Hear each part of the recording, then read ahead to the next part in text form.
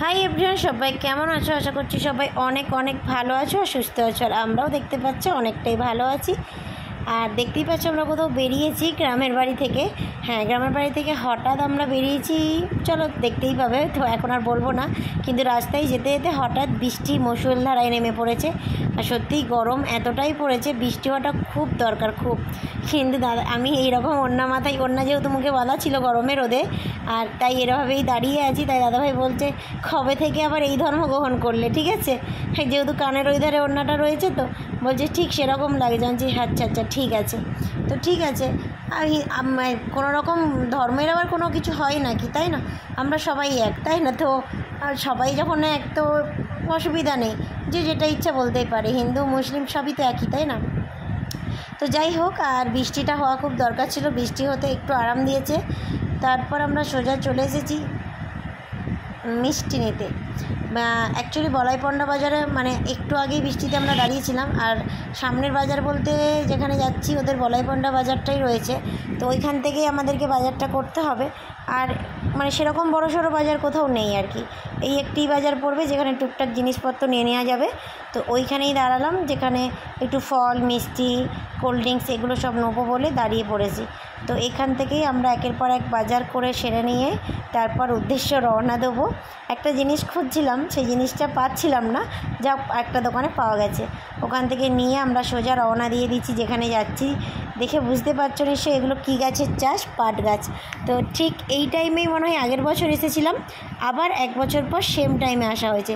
কারণ আগের বারেও যখন এসেছিলাম সেম এইভাবেই পাটগুলো সারিবদ্ধভাবে ছিল দাঁড়িয়ে। আবার এবছর যখন এসেছি সেম পাটগুলো মনে হচ্ছে যেন এই তো কিছুদিন আগে এসেছিলাম আবার এলাম, এরকম। এক বছর যে হয়ে গেছে কোথা দিয়ে সেটা আর মনে হচ্ছে না। ঘুমায় কিছু, তো ঘুমাচ্ছে কিছু, ঘুমায়।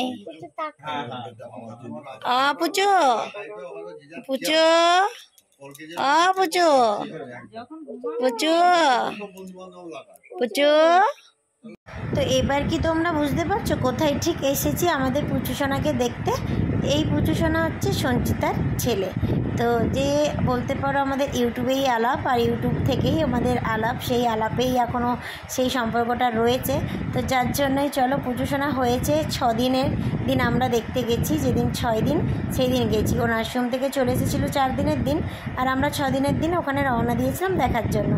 তো যেহেতু গ্রামের বাড়িতেই ছিলাম, তো ভাবছিলাম কলকাতা চলে গেলে আবার কবে আসবো না আসবো। আর সত্যি খাতির যত্নের কথা তোমরা দেখেই বুঝতে পারছো, মানে সেটা বলার কিছু নেই। কুচু কুচু কুচু কুচু পুচু। আর পুচুসোনাকে কোলে নি, মানে এতই দুরন্ত, মানে 6 দিনের যেও সেটা তোমরা বুঝতে পারবে না, মনে হবে ও 1 মাসের হয়ে গেছে। মানে যাওয়া থেকে এমনি ঘুমাচ্ছিলই বেশি, জেগেছে খুব কম। কিন্তু মানে সঞ্চিতা বলছিল খুব কাঁদে, যখন কাঁদছিল মানে খুব কাঁদছে এরকম একটা ব্যাপার। কিন্তু আমরা যাওয়াতে এক বিন্দুর কান্নার কোনোরকম কোনো আওয়াজই পাওয়া যায়নি। দেখতেই পাচ্ছ জেগে আছে, খেলছেও একা একা, আর বাবু পাশে শুয়ে রয়েছে। খালি মনে করছে মানে ভাইকে হচ্ছে গেলে জড়িয়ে ধরবে না কি করবে খুঁজে পাচ্ছে না। তো এদিকে হচ্ছে গেলে পুচু একদম চুপচাপ, মানে যখন জেগে আছে চুপচাপ খেলছে, আবার ঘুমিয়ে পড়ছে ঠিক টাইমে টাইমে খাওয়া দাওয়া করে। এতটাই শান্ত লাগছে, ঠিক আছে। কিন্তু ও বলছে খুব রাগী নাকি হয়েছে, এত যখন কাঁদছে আর থামার কোনো নাম নেই। তাই বলছে দাদাভাই তো মানে খুব শান্ত প্রকৃতির একটা মানুষ, যার মধ্যে কোনো আওয়াজ বলেই নেই। আর সঞ্চিতা হচ্ছে খুব রাগী একটি, মানে আমি যদিও কখনো বুঝতে পারিনি ওর রাগটা বা দেখিনি বলে, তাই কিন্তু বলে আর কি ওর খুব রাগ আর কি। তো সেহেতু বলছে ওর ছেলের রাগটা হয়েছে ওর মতন, আর দেখতে হয়েছে দাদাভাইয়ের মতন, গুণ পেয়েছে সব মায়ের, এরকম মিক্স করে আর কি ব্যাপারটা। তো যাই হোক, ওকে দেখতে দেখতে নিতে নিতে আমাদের টাইমটা অনেকটা কেটে গেছিলো, বিকাল হয়ে গেছিলো। আর দেখতেই পেলে দুপুরে খাওয়া দাওয়ার তো কোনো শেষ তুলনা ছিল না। দুপুরে খাওয়া দাওয়া মানে কি বলবো, বলতে পারো বর্ষার ইলিশটা প্রথম কিন্তু সঞ্চিতার বাড়িতেই খাওয়া এবছর আমাদের শুরু হলো। আর কলকাতায় থাকলে হয়তো খাওয়া হয়ে যায়, কিন্তু গ্রামের বাড়িতে এবছর থাকায় সেভাবে খাওয়া হয়েছিল না।